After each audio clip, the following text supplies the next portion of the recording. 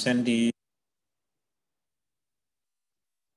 di YouTube ya. Kemudian nanti saya kasih post test ya. Saya kasih post test.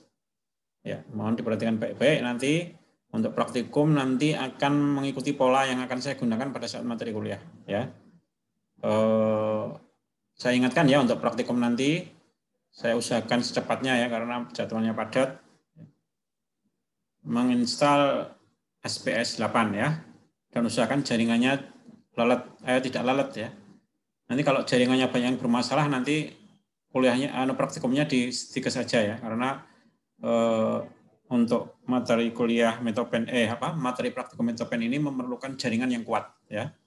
Jadi kalau Anda jaringannya lalat nggak bisa mengikuti ya nanti tidak bisa tidak bisa praktikumnya tidak baik ya saya kira itu aja ya. Jadi untuk praktikum nanti saya ingatkan sekali lagi untuk mencari jaringan yang baik ya. Dan menggunakan laptop ya. Jadi kalau pakai HP nggak mungkin praktikum pakai HP, harus pakai laptop. Oke, saya kira itu kita mulai aja materinya uji statistik ya.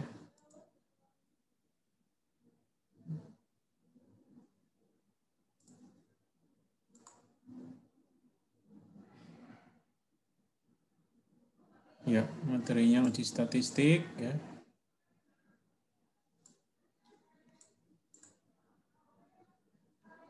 Ya, ini ya materinya uji statistik.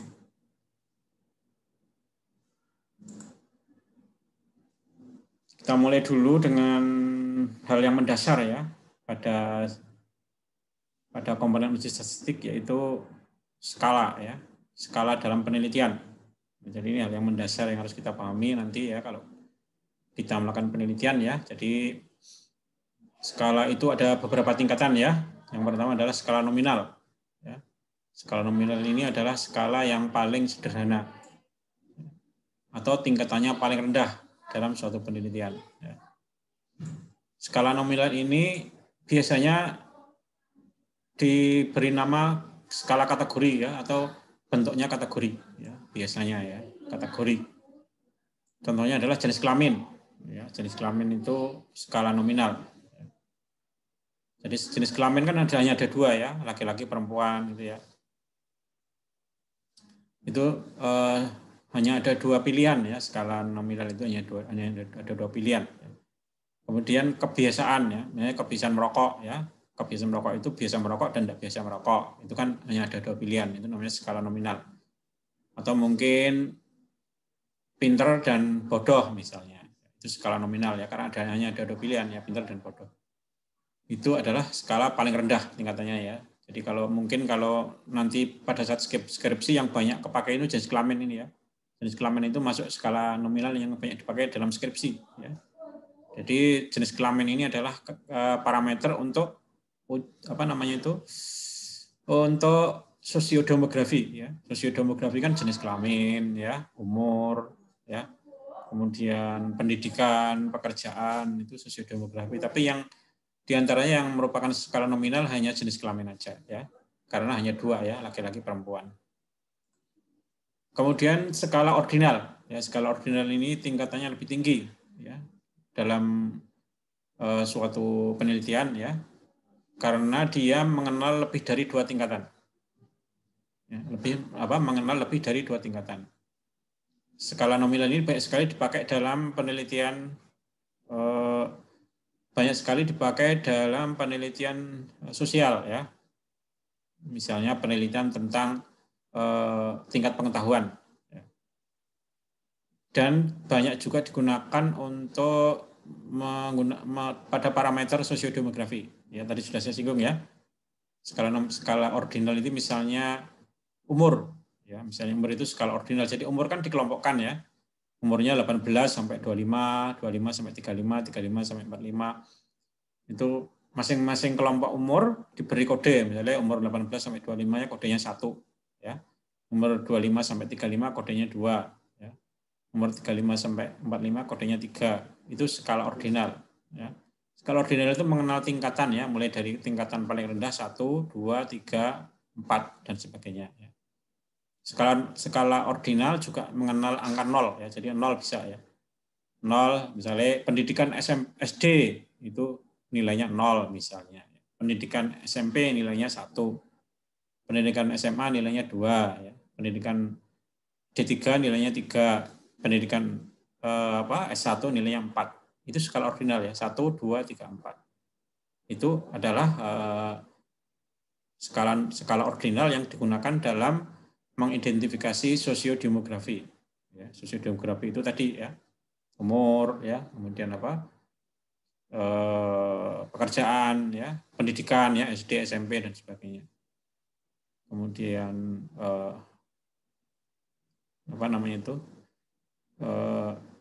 umur, pekerjaan, pendidikan ya. Kalau jenis kelamin tadi juga ikut, tapi dia masuk skala nominal. Kemudian skala interval atau scale ya. Skala interval ini banyak dipakai oleh mahasiswa yang meneliti di laboratorium ya.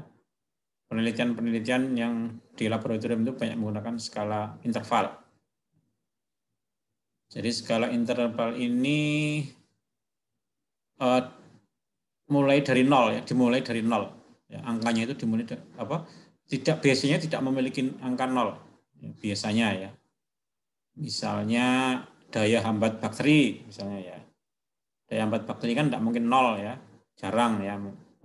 Jadi kalau ada ekstrak yang diduga berefek antibakteri ya kemungkinan daya hambat bakterinya itu bisa tidak kalau 0 itu kayaknya susah ya. Jadi contohnya daya hambat bakteri misalnya ya. Atau mungkin angka geliat pada tikus misalnya ya. Tikus itu kan kalau diuji analgetik kan menggunakan angka geliat ya. Itu mungkin nilainya bisa 1, 2 sampai 20 ya. Jadi kalau ada teman-teman yang mau meneliti efek analgesik ya, itu kan melihat tikusnya menggeliat berapa kali gitu ya. Itu ada yang 22, 23, datanya seperti itu, enggak ada angka 0. Ya, itu adalah skala interval ya. Skala interval ini sekali lagi banyak dipakai di penelitian laboratorium. Kemudian skala interval rasio ini hampir sama sih dengan skala interval ya, hampir sama, sebenarnya sama aja ya. Bedanya dia ini memiliki nilai 0 ya. Memiliki nilai 0. Ya, memiliki nilai 0. Bedanya ya. Jadi ini sih sebenarnya banyak juga dipakai ya.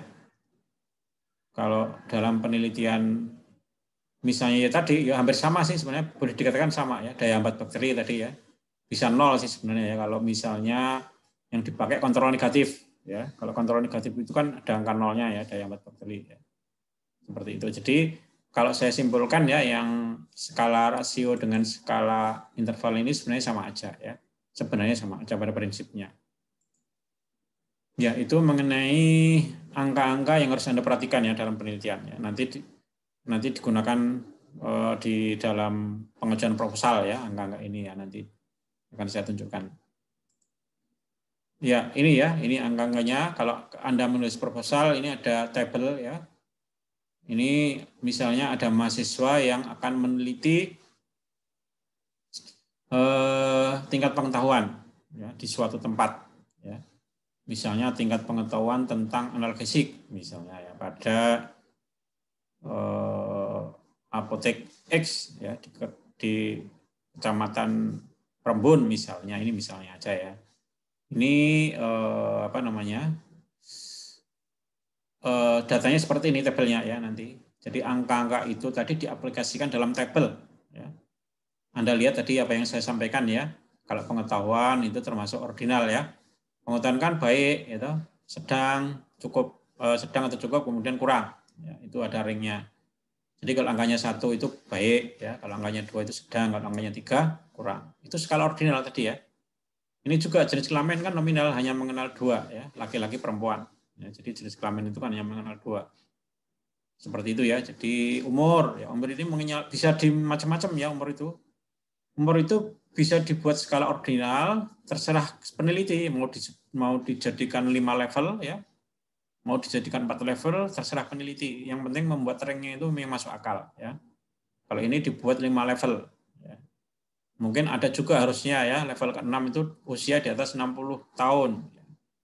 Ini skala ordinal. Nah itu.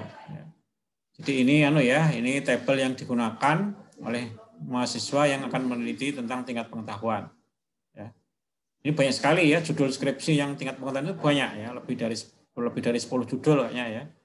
Ada yang tingkat pengetahuan di suatu tempat di desa, ada yang tingkat pengetahuan di apotek ya, biasanya di apotek ya. Jadi banyak ya meneliti teman-temanmu angkatan 2017 yang meneliti tingkat pengetahuan cukup banyak. Kemudian ini contoh yang lain ya. Ini contoh penelitian di mana? Di laboratorium ya, di laboratorium. Jadi dia mengenalnya itu skala numerik ya, angka murni ya, atau rasio tadi ya, angka murni dia ya. Kalau di sini yang jelas adalah volume udem pada kaki tikus ya, volumenya yang diukur. Ya. Volume udem itu kan satuannya mili ya mungkin ya, satuannya itu kecil sekali ya, nggak sampai 1 ya, angkanya nggak sampai 1 milimeter kubik ya, kecil banget ya. Tapi itu tetap merupakan angka numerik ya. Dia tidak mengenal angka 0 sih sebenarnya ya. Kecuali kalau kontrol negatif ya ada angka 0-nya ya. Ini volume. Jadi ini ada mahasiswa ya, ceritanya ini gini ya, ceritanya ada mahasiswa yang mau meneliti ekstrak suatu tanaman. Ya.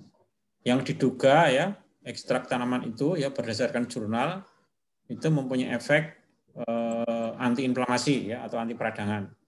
Ya. Antiinflamasi itu kan dinilai dari mengurangi radang ya. Kita bisa menilai antiinflamasi dari mengurangi radang. Ya.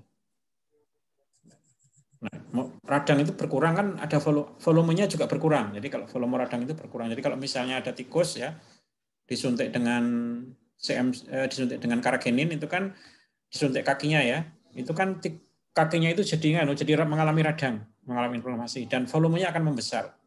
Ya. Kemudian diukur. Nah, kalau diukur dia volumenya membesar. Nah, ketika dikasih kontrol positif atau dikasih ekstrak itu kan volumenya mengecil, ya berkurang volumenya, berubah volumenya atau berkurang. Itulah yang akan dilihat ya seberapa signifikan ya perubahan volume tersebut. Ya. Semakin besar perubahan volume berarti semakin bagus efek dari ekstrak tanaman tersebut. Ya. Ini adalah contoh tabel seperti tadi, tapi ini penelitian di laboratorium. Penelitian di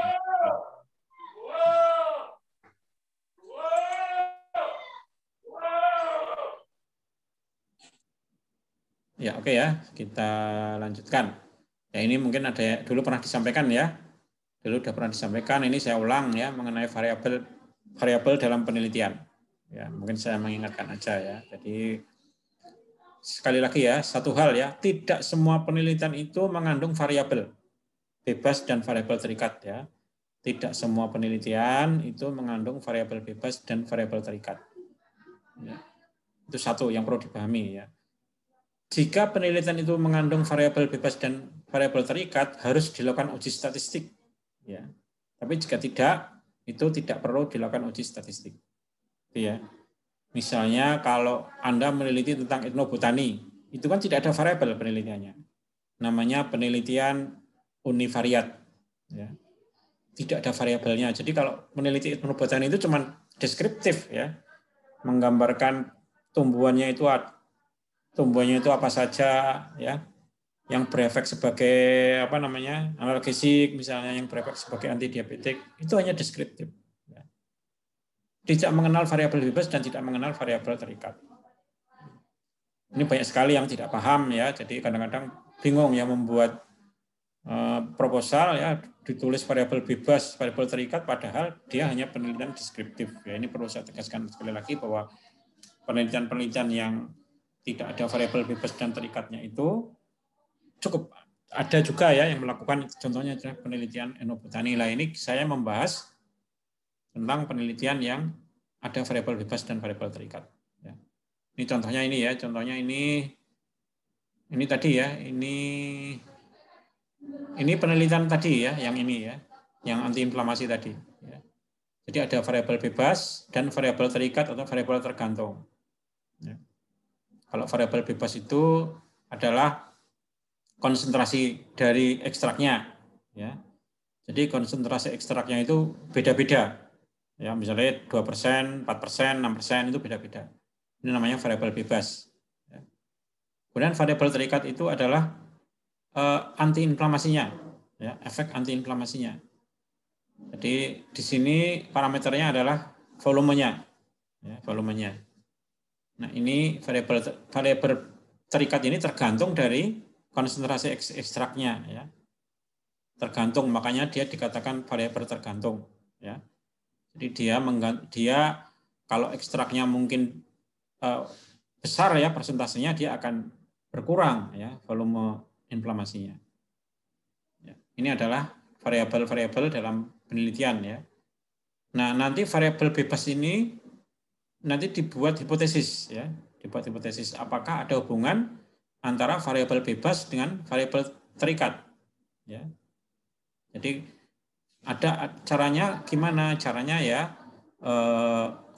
caranya melakukan uji statistik ya. Jadi untuk membuktikan ada hubungan dan variabel terikat itu harus dilakukan uji statistik ya. Ujinya statistik nanti kita bahas ya. Sekali lagi ya, untuk membuktikan bahwa ada hubungan antara variabel bebas dan variabel terikat, itu harus dilakukan uji statistik. Ya, tidak bisa kita hanya mengatakan ini lebih besar, ini lebih kecil, itu tidak bisa. Ya. Makanya setiap penelitian mengenal replikasi, mengenal pengulangan. Ya. Jadi kalau hanya dilakukan sekali itu nggak bisa dibuktikan. Jadi misalnya Anda mengukur diameter hambatan, zona hambatan hanya sekali, ya. Itu nggak bisa, walaupun yang satu 10 mm, yang satu 15 mm, berarti yang 15 lebih baik dibanding yang 10, itu nggak bisa dikatakan seperti itu. Ya, penelitian itu mengenal replikasi, jadi replikasi itu seyogyanya itu 4 kali. Ya. Jadi nanti kalau Anda melakukan penelitian, ya kalau bisa ya jangan 3 kali, ya. Kalau bisa itu 4 kali, ya. Apa tujuannya? Agar datanya itu normal. Ya, nanti saya jelaskan. Ya. Jadi jangan sampai Anda meneliti misalnya apa namanya itu efek antibakteri cuma 3 kali diukur lah, nanti khawatirnya datanya tidak normal ya. Jadi tidak kurang ya. Sebaiknya itu 4 kali. Semua penelitian ya, tidak hanya antibakteri tapi antiinflamasi ya, analgesik ya. Anti diare itu seyogyanya dilakukan minimal 4 kali ya. Rata-rata kalau teman-teman kita di kakak angkatan itu rata-rata penelitian itu 5 kali ya, banyak yang 5 kali itu banyak ya. Replikasinya itu 5 kali. Ya, jadi sekali lagi saya ulangi ya penjelasan saya ya. Penelitian itu mengenal replikasi ya. Replikasi nanti ini baru bisa kita melakukan uji statistik. Ya, uji statistik itu tidak mungkin dilakukan kalau penelitiannya tidak dilakukan replikasi atau pengulangan. Itu ya, itu mengenai variabel penelitian ya, variabel bebas dan variabel terikat. Ya. Kemudian ini ya tadi ya sama ya. Ini penelitian teman Anda ya. Penelitiannya ini yang daya hambat bakteri ya. Ini variabel bebasnya adalah ekstrak metanol ya. Formulasi ekstrak metanol ya, variabel bebasnya. Variabel terikatnya itu diameter zona hambat. Ya, sekali lagi ya, ini variabel itu diameter zona hambat ekstrak metanol. Jadi ini uji antibakteri ya. Ini uji antibakteri ya. Ini banyak sekali yang meneliti gini ya. Teman-teman kita angkatan 2007 itu banyak banget penelitiannya itu daya hambat ya, mungkin karena lebih mudah ya. Lebih mudah, tidak melakukan uji etik dan sebagainya, tapi ya itu sebenarnya bukan alasan kita melakukan penelitian karena lebih mudah ya. Jadi kalau penelitian yang menggunakan tikus kan pakai uji etik semua ya, harus nunggu mungkin 2 minggu ya. Mencet itu pakai. Kalau ini kan nggak pakai uji etik, tapi ya itu nanti ya kita akan arahkan ya, tidak kok semuanya jadi neliti antibakteri semua, biar gampang, biar cepat selesai. Tapi ya itu buat kita sendiri ya itu tidak baik ya, karena sudah banyak yang neliti sih ya. Ya nanti tergantung dosen pembimbing juga. Kalau penelitian dengan tikus itu mungkin peminatnya lebih sedikit ya, karena penelitian dengan tikus itu agak lebih rumit, tapi kan pengalamannya lebih banyak ya. Nah ini mengenai variabel bebas dan variabel terikat. Kemudian hipotesis, ya, saya ngulang lagi mengenai hipotesis, ya. Hipotesis itu adalah mencari hubungan antara variabel bebas dengan variabel terikat. Ya, sekali lagi ya, hipotesis itu mencari hubungan, mencari korelasi, ya, atau mencari hubungan antara variabel terikat dan variabel bebas, atau mencari perbedaan antara variabel bebas dan variabel terikat. Ya, apakah ada hubungan, apakah ada perbedaan yang nyata, ya, antara variabel bebas dan variabel terikat. Ya. Sekali lagi, tidak semua penelitian itu dilakukan hipotesis. Ya. Kalau penelitian itu deskriptif. Jadi misalnya Anda meneliti etnobotani tanaman obat di kecamatan misalnya Perembun misalnya. Itu kan penelitian deskriptif, itu nggak ada variabel bebas terikatnya, nggak ada. Itu namanya penelitian univariat. Ya. Penelitian univariat itu hanya ada satu variabel aja. Ya. Tidak ada variabel bebas, tidak ada variabel terikat. Ya. Itu ya, jadi nanti jangan salah paham ya, kalau harus ada hipotesisnya, ya nggak selalu ya, nanti malah aneh ya.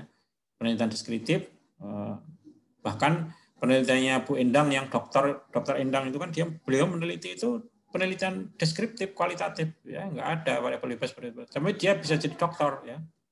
Jadi tidak selalu penelitian yang bagus itu tidak selalu mengandung variabel bebas dan variabel terikat. Bu Endang itu kemudian meneliti tentang BPJS di rumah sakit, ya, itu penilaian kualitatif, ya, deskriptif, tapi itu sulit, ya, tidak gampang, ya, sulit, tidak mudah, ya. Nah, jadi sekali lagi ya, hipotesis itu mencari hubungan antara mencari korelasi, ya, atau mencari perbedaan, ya, antara variabel bebas dan variabel terikat. Ya. Kalau ini hipotesisnya itu ada apa? Ekstrak metanol menghambat pertumbuhan bakteri. Ya, hipotesisnya ya, hipotesisnya ini. Jadi dia ada hubungannya ya antara perubahan konsentrasi ekstrak metanol dengan perubahan zona hambatnya. Jadi ada hubungannya ya. Jadi nanti ternyata ada hubungan antara perubahan konsentrasi ekstrak metanol dengan daya hambatnya, yaitu ya, itu hipotesis. Hipotesis itu banyak ya, nanti bisa didiskusikan dengan dosen pembimbing ya. Kemudian sekarang kita masuk ke lebih jauh lagi ya, mengenai masuk ke materi penelitian ya. Nah, penelitian itu mengenal penelitian berpasangan atau tidak berpasangan ya. Kita mulai dengan penelitian dua kelompok berpasangan ya. Penelitian dua kelompok berpasangan. Ini pasti ada variabel bebas dan variabel terikat ya. Penelitian dua kelompok berpasangan. Contohnya ya, analisis tingkat pengetahuan tentang dagusibu sebelum dan sesudah pemberian leaflet di Desa Seliling Alian Kebumen. Ya. Kenapa dikatakan berpasangan? Karena ya, saya ulangi ya, kenapa kok dikatakan berpasangan? Karena ini ada suatu kelompok masyarakat ya di Desa Seliling ya yang dilakukan edukasi. Kalau misalnya kelompoknya itu namanya kelompok A misalnya, dilakukan edukasi. Nah, sebelum dilakukan edukasi itu dilakukan pretest dulu. Dilakukan pretest dulu dengan kuesioner dagusibu ya. Jadi dilakukan pretest dengan kuesioner dagusibu. Kemudian setelah itu dilakukan edukasi dengan menggunakan leaflet. Jadi mereka dikasih leaflet. Ya, jadi dikasih leaflet, kemudian disuruh baca. Setelah 1 hari kemudian dilakukan post test. Ya, jadi yang kelompok A tadi dilakukan post test. Nah, nilai pretest dengan nilai post test itu nanti dibandingkan. Ya. Nilai pretest itu satu kelompok berpasangan. Kenapa? Karena orang yang dijadikan subjek penelitian itu sama, ya, orang-orangnya sama. Jadi katakanlah jumlah sampelnya 90 katakanlah ya. Itu sama orang ya, itu semua ya. Jadi sebelumnya itu 90 orang itu dikasih kuesioner, ya, 90 orang itu. Kemudian dinilai ya, dibuat penilaian, dievaluasi lah ya. Ya, kemudian setelah itu mereka dikasih edukasi. Yang 90 orang tadi. Kemudian yang 90 orang tadi setelah dikasih edukasi dikasih post test. Soalnya sama dengan yang tadi. Ya. Kan berpasangan, jadi subjek penelitiannya itu sama ya. Sebelum dan sesudah dilakukan edukasi itu sama. Namanya penelitian dua kelompok yang berpasangan. Ya. Nah, ada juga ini judul seperti ini. Analisis tingkat pengetahuan tentang vaksin ya sebelum dan sesudah pemberian edukasi di Desa Rawasari Perembun Kebumen. Ya, ini sama, ini penelitian dua kelompok berpasangan ya. Bedanya kalau yang pertama ini pengetahuan tentang deposito, yang kedua ini pengetahuan tentang vaksin. Ya. Itu bedanya itu. Ya. Ini kelompoknya sama ya, berpasangan ya. Jadi kelompoknya sama ya, kelompok 2 kali dinilai ya sebelum dan sesudah dilakukan edukasi. Ya itu, ini contohnya ya, contohnya ini penelitian teman kita ya di di Desa Seliling kemarin waktu KKN. Jadi ada KKN riset ya kemarin ya. Jadi KKN riset itu adalah KKN yang mahasiswa diwajibkan untuk melakukan penelitian sosial sih biasanya ya. Kemarin kita melakukan penelitian, jadi kemarin banyak yang melakukan penelitian KKN riset ya. Penelitian itu banyak ya. Ada beberapa macam penelitian, salah satunya penelitian tentang ini ya, tentang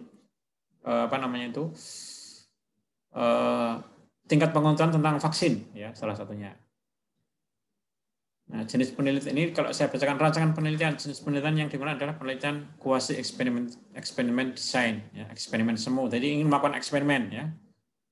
Dengan cara one group pretest post test. Jadi one group ya, sama orangnya, sama kelompoknya ya. One group dilakukan pretest dulu, diberi perlakuan dan dilakukan post test.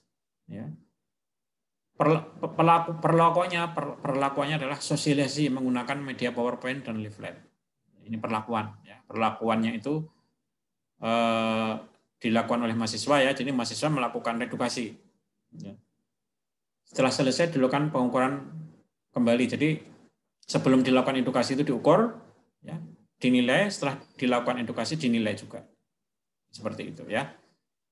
Ini namanya penelitian dua kelompok yang berpasangan. Ya, seperti itu ya. Ini sampelnya kemarin sekitar 96. Ya. Di sini sampelnya 96. Nanti bagaimana cara menghitung sampel nanti saya ulangi lagi ya. Mungkin sudah pernah diajarkan ya. Karena banyak sekali teman-teman kita yang nggak ngerti, ya, nggak paham tentang perhitungan sampel. Yang ini saya akan ulang lagi ya. Bagaimana cara menghitung sampel. Oke ya, ini dua kelompok yang berpasangan. Kemudian saya lanjutkan ya, ini datanya seperti ini ya, datanya seperti ini. Ini nilai pretest ya, ini nilai post test. Ya, jadi jumlah sampelnya ini ya, ini sampel nomor 1, 2, 3 sampai 96, 95 ya. Ini nilai pretestnya ini tuan A ya, kode sampel 1, nilai pretestnya 50, nilai post testnya 80. Ya, jadi naik nilainya ya, nilainya meningkat ya. Dan demikian dengan yang lain ya. Ada juga yang tetap ya, ini nilainya 90, ini tetap 90, tapi nggak ada yang nilainya malah turun, kayaknya nggak ada ya, aneh aja ya. Diberi edukasi kok malah nilainya turun ya, itu kan aneh. Jadi kebanyakan nilainya naik. Ya, nanti kita uji ini, kita uji statistik ya. Kita uji statistik antara nilai pretest dan nilai post test ya. Jadi ini namanya dua kelompok yang berpasangan ya. Dua kelompok yang berpasangan. Nah, bagaimana cara nguji statistiknya? Ini saya perlihatkan screenshotnya aja ya, nanti kita praktekkan di praktikum ya. Kita membuka SPSS ya, kita membuka SPSS.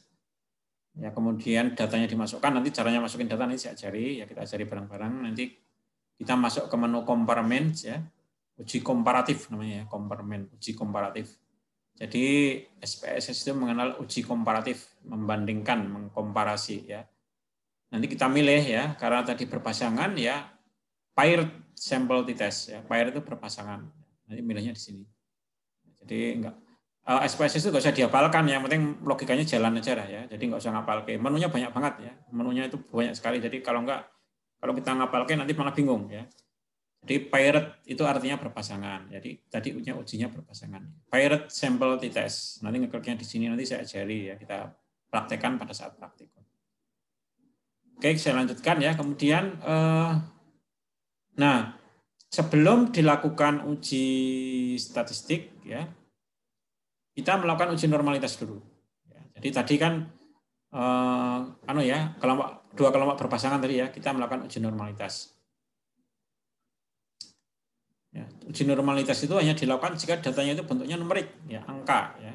Jadi kan angka atau nilai 50, 60, 65 itu kan angka, ya. Kalau kategori nggak perlu dilakukan uji normalitas, ya, misalnya jenis kelamin, ya, umur nggak perlu, ya.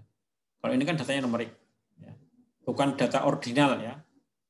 Bukan data ordinal, bukan data nominal, tapi numerik, angka, ya. Maka dilakukan uji normalitas, ya. Nah, mengenai data normal apa enggak itu mungkin tidak perlu saya jelaskan karena nanti penjelasannya panjang, ya. Intinya kalau Anda melakukan uji normalitas, ya, sekali lagi, ya. Intinya kalau Anda melakukan uji normalitas, ya, kalau nilai P di atas 0,05 berarti datanya normal. Berarti datanya normal. Misalnya nilai P-nya 0,06, ya, itu berarti datanya normal. Atau nilai P-nya 0,1, itu berarti datanya normal. Kalau datanya normal, dilakukan uji T berpasangan atau paired t-test. Jadi kalau datanya tadi yang dibuat tadi, ya, nilai pretestnya tadi dan nilai post-testnya tadi ternyata datanya itu normal, nilai P-nya kurang dari 0,05, maka dilakukan uji T berpasangan atau paired t-test. Tapi kalau dilakukan uji normalitas itu datanya kurang dari 0,05, ya, berarti datanya tidak normal. Ya. Maka dilakukan uji Wilcoxon. Jadi ujinya beda, ya. Jadi walaupun kita melakukan penelitian dua kelompok yang berpasangan, ya, mau uji apa tergantung dari data yang normal apa enggak, ya. Kalau datanya normal, ya diuji dengan uji paired t-test. Kalau datanya tidak normal, dilakukan uji Wilcoxon. Yang paired t-test tadi kan yang ini, ya. Ini kalau datanya normal, ya. Kalau datanya normal dilakukan uji komparatif, yaitu uji paired t-test atau T berpasangan. Itu, ya. Oke, kemudian kalau tidak normal uji Wilcoxon, ya. Uji Wilcoxon.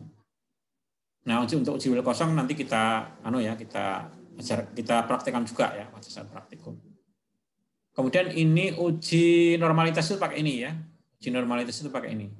Pakai Kolmogorov-Smirnov, ya, one sample Kolmogorov-Smirnov pada umumnya pakai ini, ya, pada umumnya, ya. Pada umumnya pakai ini, ada sih yang lain tapi nanti kita pelajari, ya. Pada umumnya kalau uji normalitas itu pakai one sample Kolmogorov-Smirnov, nanti kita praktekkan caranya, ya.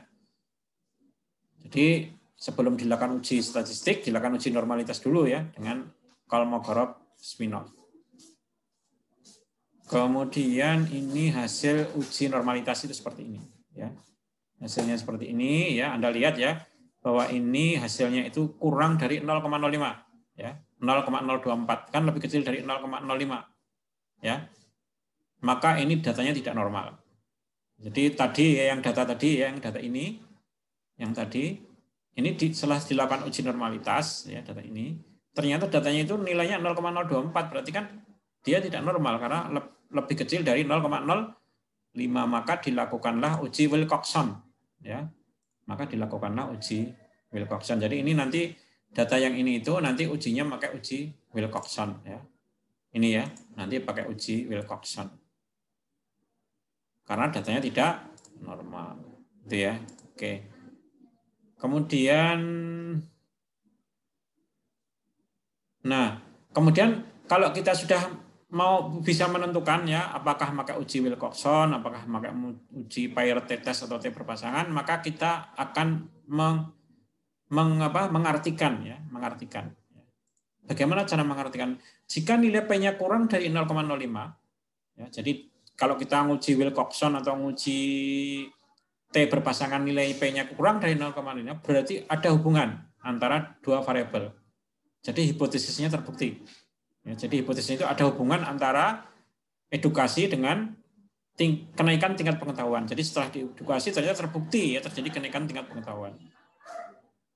Nah, itu jika nilai P-nya kurang dari 0,0. Nilai P-nya itu kurang dari 0,05. Tapi kalau nilai P-nya lebih dari 0,05, ya, tidak ada hubungannya, ya. Misalnya nilai P-nya ketemunya 0,1, berarti tidak ada hubungan antara pemberian edukasi dengan kenaikan tingkat pengetahuan, ya. Jadi hipotesisnya tidak terbukti, ya. Jadi penelitian itu bisa jadi tidak terbukti hipotesisnya, itu nggak ada masalah, ya. Jadi kita tidak boleh memaksa penelitian itu harus membuktikan hipotesis kita, ya. Tidak boleh memaksakan, ya. Bahkan kemarin waktu saya S2 itu banyak parameter saya yang tidak terbukti, ya, hipotesisnya tidak terbukti setelah saya uji dengan uji T tidak berpasangan. Itu tidak ada masalah, ya. Jadi jangan selalu memaksakan hipotesismu itu terbukti, ya. Itu tidak akan mengurangi memang agak mengurangi kualitas dari penelitian, tapi itu tidak ada masalah, ya. Namanya aja membuktikan, ya, bisa terbukti dan bisa tidak terbukti, ya. Nah, ini hasil uji Wilcoxon-nya tadi, ya. Ini sudah dilakukan uji Wilcoxon tadi, yang data nilai pretest dan nilai post-test ini ternyata nilainya memang kurang dari 0,05. Sehingga dikatakan ada hubungan antara pemberian edukasi dengan kenaikan tingkat pengetahuan dari masyarakat desa seliling tadi, ya. Ada hubungannya gitu, ya. Jadi seperti itu. Ya. Ini ujinya uji Wilcoxon tadi, ya, karena datanya nggak normal tadi. Kemudian dua kelompok tidak berpasangan, ya, dua kelompok yang tidak berpasangan. Contohnya ini, ya, ada skripsi, ada penelitian judulnya hubungan antara edukasi, ya, dengan tingkat pengetahuan tentang Dagoesibu pada masyarakat desa seliling Alian Kebumen. Tapi ini kenapa kok nggak berpasangan? Karena kelompoknya berbeda. Ya, jadi Anda misalnya melakukan edukasi di RT 5 misalnya, pada sampel 90 orang misalnya, dilakukan edukasi. Kemudian dilakukan post-test. Kemudian nilainya dilihat. Berapa nilainya? Direkap. Ya. Kemudian di RT 1, Anda tidak melakukan edukasi. Ya, kan langsung dikasih kuesioner. Ya, nilainya berapa? Ya, direkap. Pada 90 orang. Jadi kelompoknya itu tidak berpasangan karena yang satu di RT 5, yang satu di RT 1. Ya, yang di RT 5 itu diberi edukasi, yang di RT 1 tidak dilakukan edukasi. Ya, jadi nanti dari 2 RT itu mana yang nilainya tertinggi, ya kemungkinan yang diberi edukasi, ya. Jadi hipotesisnya itu RT yang diberi edukasi itu RT 5 itu nilainya lebih tinggi. Ya, itu juga bisa, itu namanya penelitian kelompok yang tidak berpasangan. Tapi syaratnya, ya, ada syaratnya. Kedua RT itu masyarakatnya harus setara, ya. Tidak boleh RT 1 orangnya pinter-pinter misalnya. Pendidikannya tinggi-tinggi, itu enggak boleh. Tapi biasanya kalau masyarakat desa itu anunya hampir setara, ya, tingkat pendidikannya, ya, pekerjaannya, ya, profesinya itu setara, sehingga bisa dilakukan penelitian dua kelompok yang tidak berpasangan, ya. Jadi untuk kelompok yang tidak berpasangan itu seharusnya nilai jumlah sampelnya sama, ya, seharusnya. Jadi kalau RT 1 50 sampel, RT 2 ya RT 5 ya 50 sampel gitu, ya. Yang penting jumlah sampelnya sama agar bisa dilakukan komparasi atau perbandingan. Nah, ini, ya, ini kalau dua kelompok berpasangan itu hampir sama, ya, dengan kelompok yang tadi, tapi, ya, hanya anunya beda. Tapi kalau yang tadi, yang kelompok berpasangan tadi itu sama orangnya, yang mungkin satu RT, yang mungkin hanya RT 1 aja, tapi dilakukan 2 kali, ya, dilakukan tes 2 kali, dilakukan pretest dulu, baru dilakukan post-test gitu, ya. Itu bedanya antara dua kelompok berpasangan dan dua kelompok yang tidak berpasangan. Nah, ini, ya, ini contohnya peneliti sampel A dan diberi kuesioner, ya, tentang Dagoesibu tanpa diberi edukasi, ya, atau mungkin kata lainnya peneliti RT 5, ya, RT 5 dan diberi kuesioner tentang Dagoesibu dan diberi edukasi. Kemudian dilakukan evaluasi di tes, di post-test. Kemudian peneliti melakukan juga penelitian pada sampel RT 1, tapi tidak diberi edukasi, langsung dikasih kuesioner. Nilainya dibandingkan. Itu namanya dua kelompok tidak berpasangan, ya, atau independen, ya, namanya independen, kelompok yang independen. Ini di sini, ya, letaknya di sini. Nah, ini, ya, sebentar, yang ini, ya, ya, jadi independent sample t-test, ya, independent sample t-test, ya, dua kelompok yang tidak berpasangan, ya, independen, ya, saling independen itu kan berbeda orangnya, ya, independen, ya, antara RT 1 dengan RT 5 tadi. Ya, kemudian saya lanjutkan, ya, mengenai sebentar. Ini dua kelompok, kemudian lebih dari dua kelompok tidak berpasangan. Ntar dulu. Yang dua kelompok tidak berpasangan, ya, setelah dilakukan uji normalitas, ya, kalau datanya normal, itu dilakukan uji T tidak berpasangan atau independent t-test. Sekali lagi ya, kalau Anda melakukan penelitian dua kelompok yang tidak berpasangan, ya, kalau sudah diuji normalitas, ya, kalau datanya normal, lakukanlah uji T tidak berpasangan atau independent t-test. Ya. Tetapi kalau datanya tidak normal, lakukanlah uji Mann-Whitney. Uji Mann-Whitney. Jadi ujinya beda ya, kayak tadi ya. Kalau tadi itu kalau normal yang berpasangan tadi, kalau normal itu ujinya uji T berpasangan. Kalau yang data tidak berpasangan, kelompok tidak berpasangan, ujinya uji T tidak, ya, tidak ada kata tidak berpasangan. Jika datanya tidak normal, maka ujinya Mann-Whitney. Tadi kalau yang tidak normal, yang tadi ujinya Wilcoxon, ya, yang dua kelompok berpasangan. Itu ya, itu kalau kita meneliti dua kelompok, ya, dua kelompok diberi perlakuan dengan edukasi. Ya, ini kebanyakan penelitian-penelitian seperti ini adalah penelitian-penelitian teman-teman kita, ya, itu banyak sekali yang melakukan penelitian seperti ini, ya, cukup ada lah, ya, ada, ya, tidak banyak tapi ada beberapa yang meneliti seperti ini, ya. Ada, ya. Kemudian selanjutnya adalah jika ada lebih dari dua kelompok. Nah, kelompoknya lebih dari dua, ini gimana nih? Kelompoknya lebih dari dua, ya, tidak berpasangan. Ya, jadi semua penelitian di lab itu adalah lebih dari dua kelompok tidak berpasangan. Sekali lagi ya, semua penelitian teman-teman kita yang di lab, ya, sejauh ini yang saya amati, ya, itu semuanya 100% adalah penelitian lebih dari dua kelompok tidak berpasangan. Contohnya ini ya, ini kelompoknya sampai berapa ini? Sampai 9 ini ya, ini yang meneliti kebetulan tim ya, yang pernah saya ampu ya. Kemarin ada 4 mahasiswa yang meneliti ini ya, efek anti diare ya. Ini mereka membuat kelompok sampai 9. Ya, 9 kelompok, kan lebih dari 2 kelompok ya. Pada sampel tikus yang berbeda. Jadi ini judulnya adalah efek anti diare ya. Ekstrak tumbuhan tertentu ya terhadap tikus putih yang diinduksi dengan oleomycin. Ya.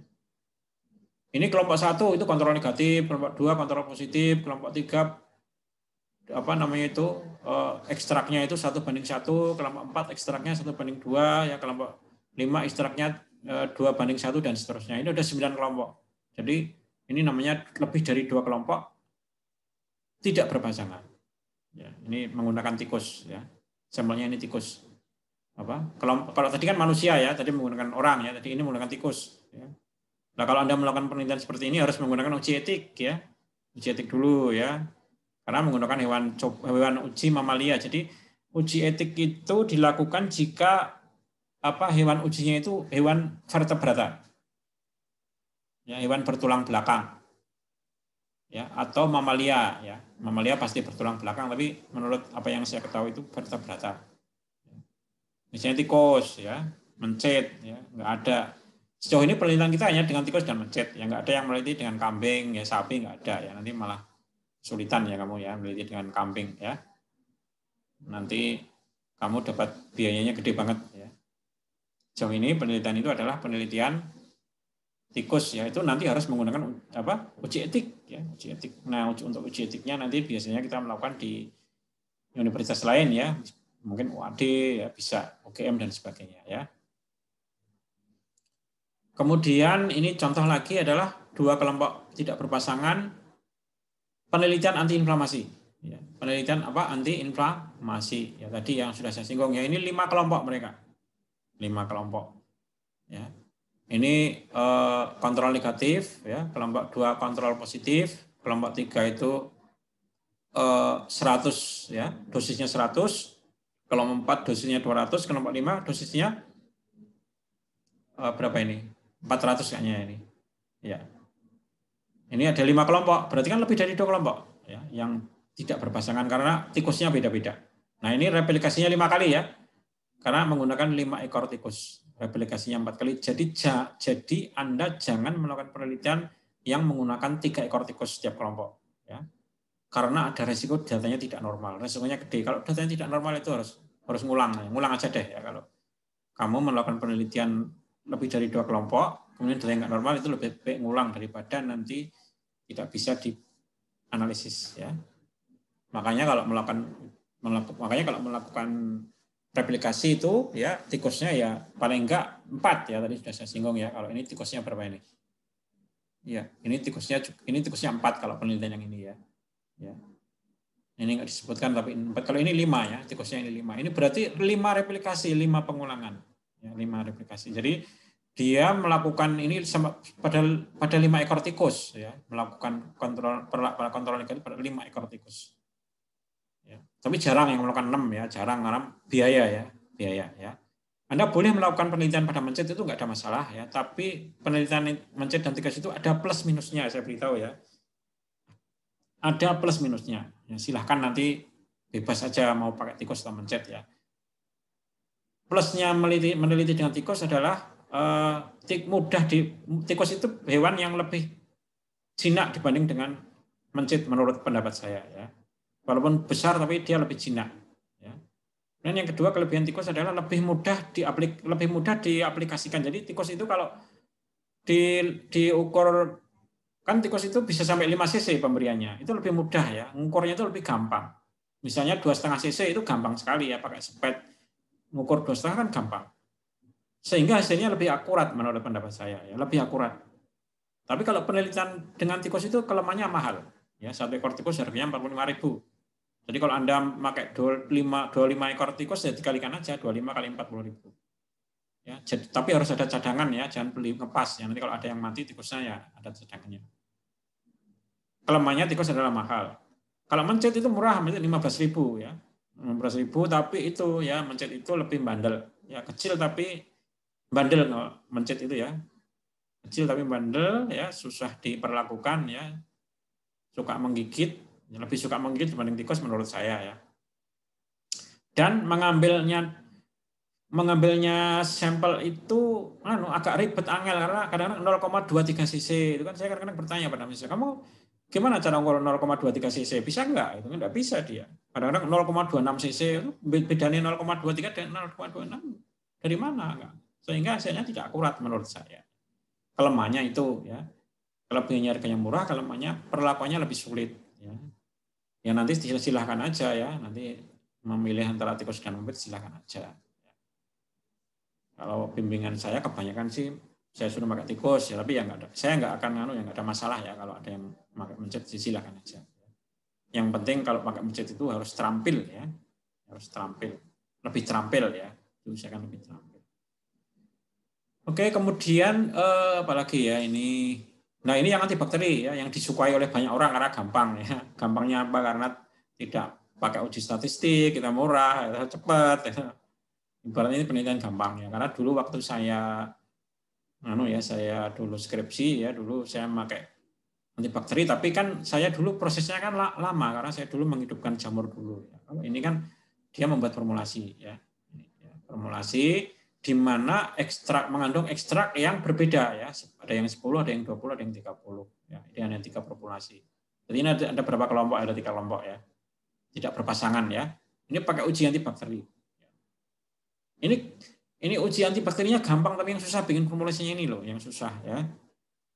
Yang susah bikin formulasi. Jadi kalau penelitian kemarin ada penelitian pakai yang formulasi sabun itu ribet ya. Sabun itu banyak sekali uji fisiknya ya, sampai lebih dari 10 kalau sabun ya. Ada uji busa macam-macam ya. Kalau meneliti dengan sirup itu paling simpel ya. Kalau yang diuji formulanya sirup ya, karena nggak ada uji busa ya. Memang sirup ada busanya. Ya. Kalau sirup paling diuji viskositas ya. pH dan sebagainya. Sabun itu banyak ya, busa terus macam-macam lah. Ya itu ya nanti silahkan menurut saya kalau Anda mau milih penelitian itu ya silahkan aja ya. Maksudnya tergantung dari kemampuan Anda sendiri ya. Tapi jangan mencari gampangnya gitu ya. Setiap penelitian itu ada kelebihan dan kekurangannya ya setiap penelitian itu. Tapi saya berharap Anda meneliti itu kalau meneliti di lab ya harus diformulasikan harapan saya karena kalau diformulasikan ada produknya ya.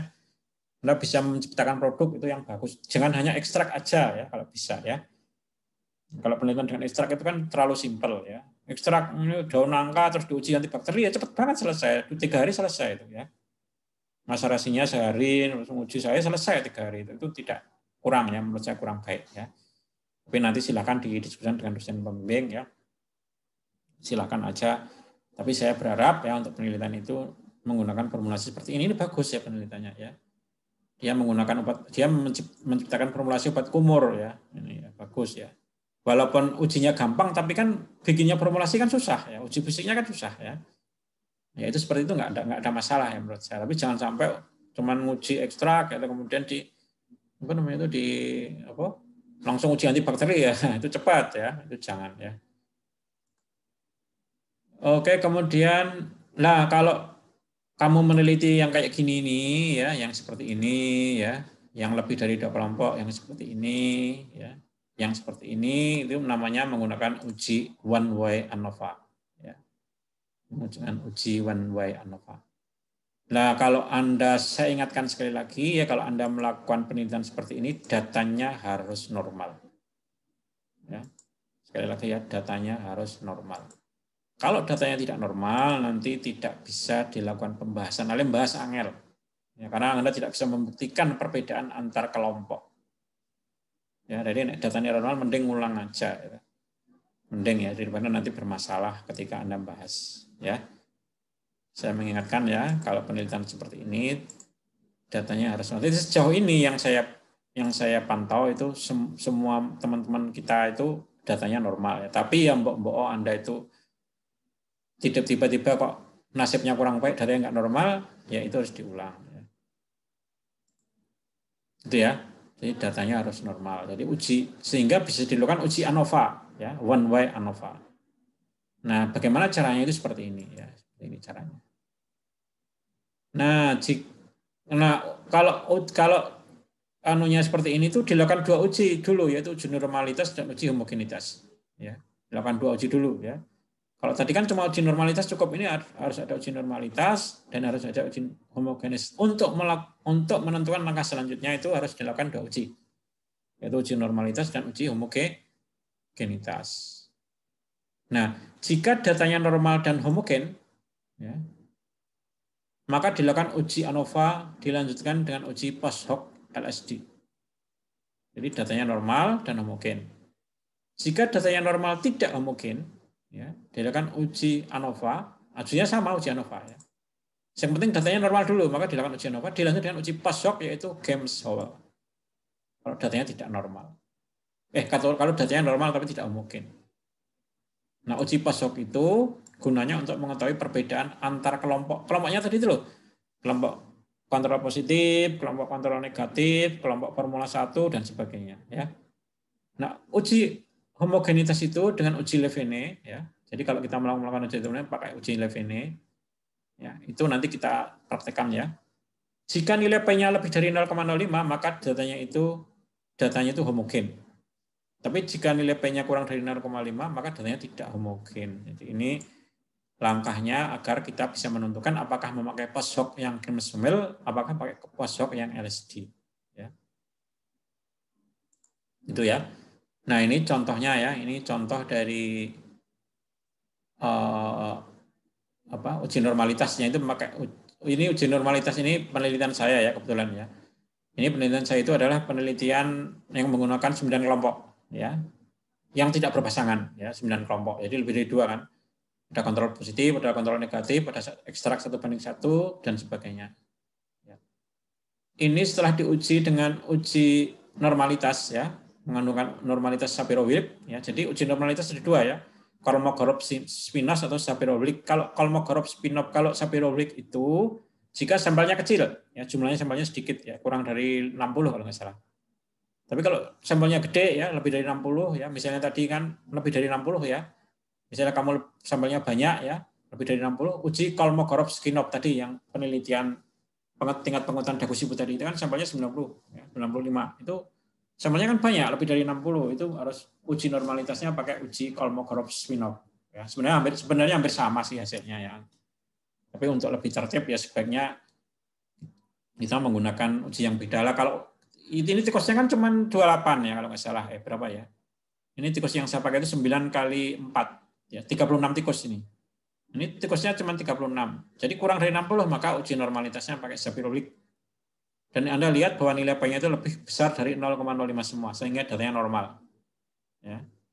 Ini nilai P-nya lebih besar dan ini dilakukan dan ini datanya juga homogen ya karena nilainya itu 0,1. Jadi datanya normal dan homogen, dilakukan uji post hoc-nya LSD. Ya, jadi dilakukan uji ANOVA dan dilakukan uji post hoc LSD. Gitu ya. Nah, hasilnya seperti ini ya, Anda lihat ya. Uji LSD itu membedakan antar kelompok ya. Ini kelompok mana yang paling bagus adalah kelompok yang nilai P-nya paling kecil. Ya, jadi ternyata ekstrak 1:2 itu adalah ekstrak yang nilai P-nya paling kecil. Jadi ini paling signifikan ya. Jadi ini nanti akan diformulasikan ya. Ini kan akan diformulasikan menjadi sirup nanti. Jadi kita membuat formulasi sirup alasannya karena hasilnya paling signifikan ya sebagai anti diare. Ya. Nah ini ya, ini jadi sekali lagi ini data kelompok LSD ya di sini ya. Ini nilai P-nya ini nilai P-nya beda-beda ya karena anunya beda ya. Kalau anunya beda, kelompoknya beda ya. Dibanding dengan ini kontrol negatif ya, dibanding dengan 1:1 kontrol negatif, 1:2 ya kontrol negatif, 1:3 ini hasilnya ternyata ekstrak 1:2 itu efeknya paling signifikan terhadap kontrol negatif. Ya. Anda juga boleh membandingkan dengan kontrol positif ya nggak apa-apa, tapi ini saya bandingkan dengan kontrol negatif. Jadi ini kemudian ini saya buat formulasi sirup ini ya yang 1:2 untuk penelitian saya. Kemarin saya meneliti bareng dengan 4 mahasiswa ya, tapi yang tingkat 4 yang kemarin ya. Itu ada 4 orang yang meneliti dan datanya semuanya normal dan homogen gitu ya. Datanya semua normal dan homogen. Nah, ini adalah gambaran aja ya. Ini saya hanya gambaran aja. Uji ANOVA itu seperti ini ya. Ya, oke ya. Itu materi kita ya. Untuk apa? Materi pertama ya. Materi kedua mungkin hari Senin saya lanjutkan dengan uji C-square ya hari Senin ya. Insya Allah kalau memungkinkan jadwalnya ya, uji C-square, kemudian hari Senin kita akan melakukan uji validitas ya, uji validitas, uji reliabilitas ya, kemudian transformasi data jika datanya nggak normal dan sebagainya ya hari Senin. Kemudian kita luangkan waktu sekitar 10 menit aja untuk melakukan praktek Mendeley ya besok hari Senin ya. Kok praktek apa? Saya materi tentang Mendeley tapi nggak lama, sebentar aja ya. Jadi yang Mendeley itu gampang ya. Itu ya nanti hari Senin seperti itu. Ini sampai di sini aja dulu karena waktunya udah hampir 1 jam ya. Udah 1 jam ya. Ini nanti saya rekam ya.